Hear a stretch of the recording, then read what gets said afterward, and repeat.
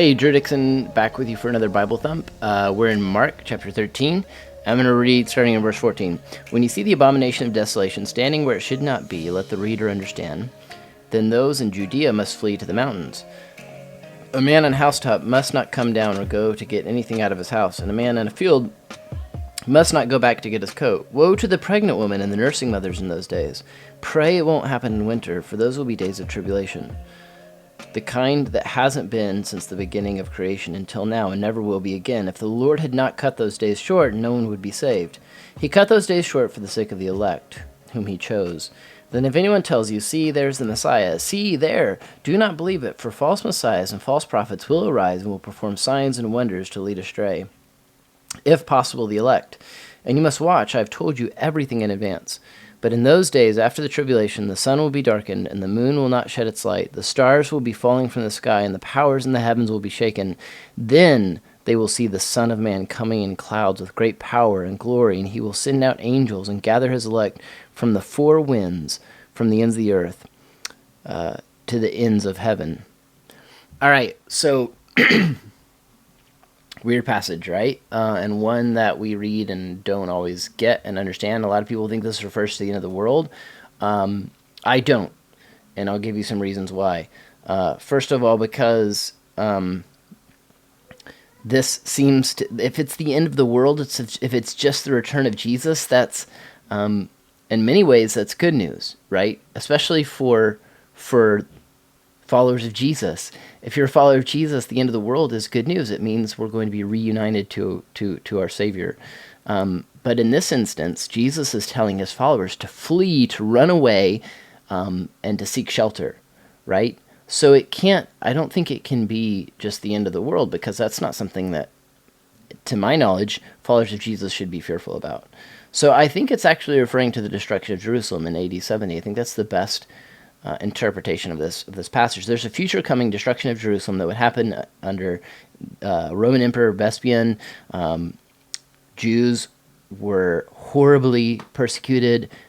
Thousands of them were killed in the streets. There was infighting because of this horrible event amongst Jews, and so even some of the Jewish people in Jerusalem were killing each other. They were fighting for scraps of food. They were starving. They were horribly persecuted as Jerusalem was ransacked by the Roman government and Roman armies. It was horrific. And I think that's what he's looking forward to. And the point of all this, I think, is to tell followers of Jesus, like, you don't have to endure this. Jesus is warning his followers, when this comes, like, run away, seek shelter. You don't have to undergo this. So in light of this is coming, Jesus speaks some very prophetic language here. He says, in those days after that tribulation, the sun will be darkened, the moon will not shed its light, the stars will be falling from the sky, and the powers of the heavens will be shaken. And the reason is because of this abomination of desolation, having previously sort of, whatever that is, having previously sort of like shaken and totally messed up how most Jewish people would have thought and lived and operated under the temple. You remember, prior to this, Jesus had prophesied about the destruction of the temple. And so this siege of Jerusalem in AD 70 sort of culminates in this abomination of desolation, which desecrates the temple, which takes the temple and destroys it and says that system of sacrifices, that's on hold. That's done for right now. It's over, in a sense. And if you were a Jew in Jesus' day, that would be terrible. That would be cataclysmic. That would be hard to stomach and understand. Because if you were a Jew in Jesus' day, who really believed the Torah, really believed the Old Testament, you would believe that God had called you as a nation to be lights unto the nations, to show the rest of the world the goodness and glory of God. And all of that centered in this system of sacrifices in the temple and worship in the temple. All that was tied together. The temple is this beautiful, visible representation of God's glory and his favor on the nation of Israel. And all of a sudden, here's this promise from Jesus, claims to be the Messiah, who claims to be the Son of God, who claims to be God in human flesh. Here's this claim all of a sudden that the temple is going to be undone. So it's a big deal. It would be hard to stomach. And so here's what I think is going on. Jesus is citing passages. He's thinking of apocalyptic passages like Isaiah 13 and Isaiah 34 that describe the fall of Babylon and Edom. He has this vision of a dark sun and a quenched moon and stars falling from the sky. And all this sort of paints this picture of things are not going to be the same anymore. Jesus himself, through his life, death, and resurrection, has fundamentally changed how we relate to God. It's changed things forever. And then he brings in this final devastating biblical text from Daniel 7, where he says, "See, the Son of Man will be coming on the clouds and with great glory and power." And so all of this is about not just about like the return of Jesus in the future. I actually don't think that's what's going on exactly, but it's about his coming to God after suffering. So I think this great tribulation that's being prophesied here also connects to the coming tribulation of Jesus. He's about to go to the cross, right? That's a big part of Mark's gospel, is preparing for this moment when Jesus would go to the cross and suffer. And so, I think this isn't about the return of the Son of Man, and Daniel 7 certainly isn't, but it's about his coming to God after suffering. It's about, N.T. Wright says it's about triumph and vindication, about simultaneous judgment falling on the system that has opposed God's call and God's gospel, and about Israel's representatives sitting down as David's Lord, does in Psalm 110 at God's right hand. Remember, Jesus said, how can David call him Lord, right? Jesus had previously said, look, I'm greater even than just a son of David. So let's unpack that. From Jesus' point of view, in other words, this passage is about the vindication of his entire ministry and his entire mission and the kingdom he's come from heaven to earth to establish. So Jesus is saying here, I think, that after his own death, with the destruction of the temple that's to come, this symbolizes a change, a radical change in how we relate to God, and it culminates in the death and resurrection of Jesus.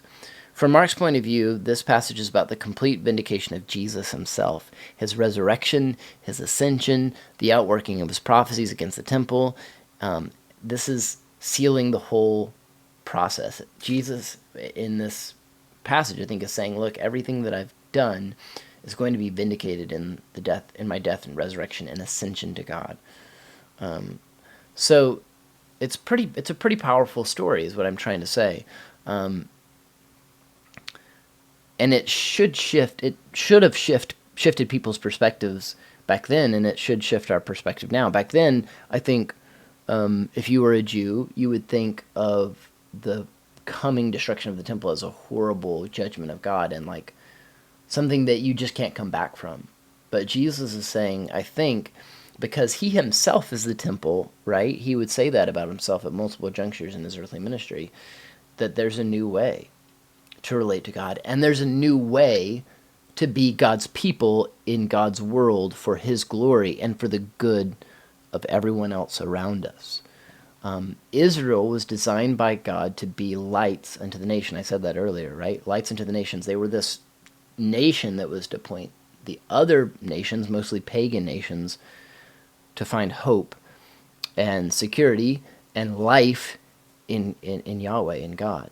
And so now we don't have to do that through the temple. We do that through Jesus. We connect to him. We connect to other followers of Jesus in our churches. We connect right now, like through things like this, through this video, through ministries like Love Thy Nerd. These are ways that we take the goodness of God and spread it out into the world. This is how we adopt our new identity as those people are meant to be lights into the world for the glory of God and the good of our neighbors. So, I hope this challenges you to think, like, how does my thinking about my role in this world need to shift, need to change? How is my thinking about who I am in this on this planet, on planet Earth, how does that need to shift in light of the fact that Jesus rose from the dead and ascended to the right hand of the Father? And that changes things. That's a shift in perspective. That's a shift in who we are and what we do. How does what you do need to change? Maybe nothing that you do needs to change, but maybe your perspective on it does. Maybe your perspective on going to work needs to change. Maybe your perspective on being a son or a daughter needs to change, or being a father or a mother. Or maybe your perspective on your relationship with the people that live in the same apartment complex as you needs to change. Maybe you need to see yourself as a light unto those people, someone who can provide hope, someone who can be a friend, someone who can serve, someone who can love, someone who can invest the good news of Jesus in those spaces. I think that's what this passage is about. Let's let the light of Jesus, let's let the reality of Christ resurrected and ascended to the right hand of the Father, let's let that influence and infiltrate every space in our life and be willing to let God change things. That's scary, isn't it? I don't like change a lot of times. I don't like my routine changing sometimes. I don't like the prospect of changing careers or changing where I live. But a lot of times when we open ourselves up to change, like we see things that we never saw before. And like beautiful things can then begin to happen in our lives that we never thought were possible. So change can be really wonderful. That's what I'm trying to say. Change can be really wonderful and really good. So let's try to have that perspective. And here's a prayer for you to pray this week. God, let the reality of Christ resurrected and ascended to the right hand of the Father shape me this week. My relationships, my friendships, my family, my work, what I do day in and day out. Shape, bring new life to these spaces.